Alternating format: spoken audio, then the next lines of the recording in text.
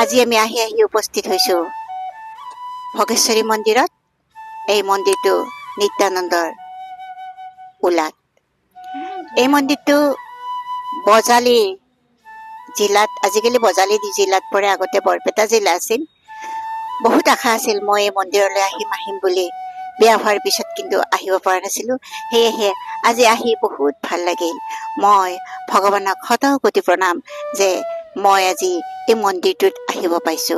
মোৰ বান্ধৱী ৰুমি ভট্টাচাৰ্য, তেখেতে নিশ্চয় তেখেতৰ মনৰ দুআষাৰ আজি ব্যক্ত কৰিব মন্দিৰটোত আহি কেনে লাগিল।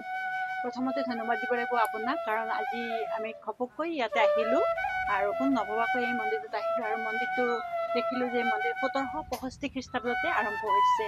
খুব পুৰণি মন্দিৰ আৰু মন্দিৰত দেখিছোঁ ইয়াতে গামোচা বহুত আঁৰি থোৱা আছে।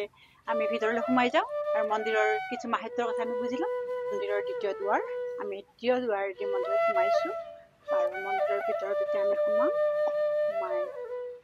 মন্দিৰ মোটামুটি বন্ধ হ'বৰ সময় হৈছে, কাৰণ এতিয়া যাত্ৰী খুব কম আছে।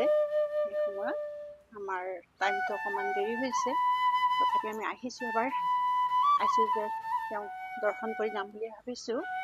আৰু চাওকচোন মন্দিৰৰ পৰিৱেশ, ইমান গছ লতাৰে ইমান ধুনীয়া পৰি আছে, বহুত ধুনীয়া। আমাৰ সুবলা পাঠকে বহুত এনজয় কৰিছে মন্দিৰটো। সঁচা কৰি এই মনোমোহা পৰিৱেশ। আমি আচলতে বাহিৰত গৈ মন্দিৰবিলাক দেখাওঁ, ময়ে বহুত মন্দিৰ দেখাইছো, কিন্তু আমাৰ ওচৰতে যে ইমান সুন্দৰ মন্দিৰ আছে, মই অৱশ্যে ইউটিউবত আজিলৈকে দেখুওৱা নাছিলো।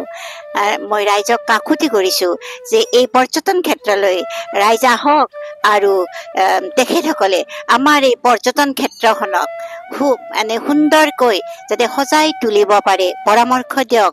আৰু মই পৰিচালনা কমিটিকো কাতৰে অনুৰোধ কৰিছো যাতে তেখেতসকলে এই মন্দিৰৰ পৰিচৰ্য সুন্দৰকৈ কৰি পৰ্যটনৰ আকৰ্ষণীয় কেন্দ্ৰ কৰি তোলে। তাৰ কাৰণে মই তেওঁলোকক বহুত কাকতি কৰিছো। কাৰণ বাহিৰত গলে এনেকুৱা এই বিশাল এৰিয়া এটা মই দেখা পাইছো যে ভোগেশ্বৰী মন্দিৰত এটা বিশাল এৰিয়া আছে, য'ত নেকি বহুত কিবা কিনি কৰিব পাৰি।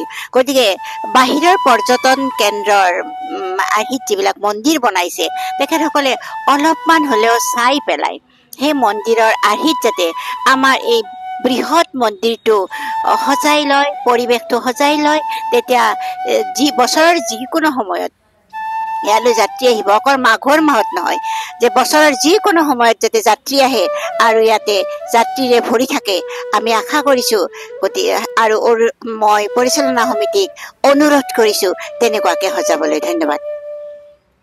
আচলতে আহিছো আমি জন্মদিন এটাৰ কাৰণে নিত্যানন্দলৈ, কিন্তু আহি এই মন্দিৰটোৰ কথা মনত পৰিল, সেইকাৰণে অকমান আগুৱাই আহি মন্দিৰটোত সোমাব আমি লৈছো। ইয়াতে আৰু মোৰ আন এজনী বান্ধৱী আছে, সত্যৱতী মেধি, তেওঁ আহিছে বনগাঁৱৰ পৰা, আৰু ৰুমি ভট্টাচাৰ্য আৰু মই আহিছো নলবাৰীৰ পৰা। সঁচা কৰি সত্যৱতী মেধিয়ে বুলি ভাবিছে যে ভাবি আছিল আহিব বুলি, কিন্তু আজি আহিলে মনৰ দুআষাৰ তাই নিশ্চয় কব। আহি ভাল লাগিল, ইমান ধুনীয়া পৰিৱেশ দেখি সঁচাকে আমি মনোনীত হৈছো, আৰু এই উপভোগ কৰা সময়খিনি আমাৰ চিৰস্মৰণীয় হৈ থাকি যাব বুলি ভাবিলো। ধন্যবাদ সত্যৱতী।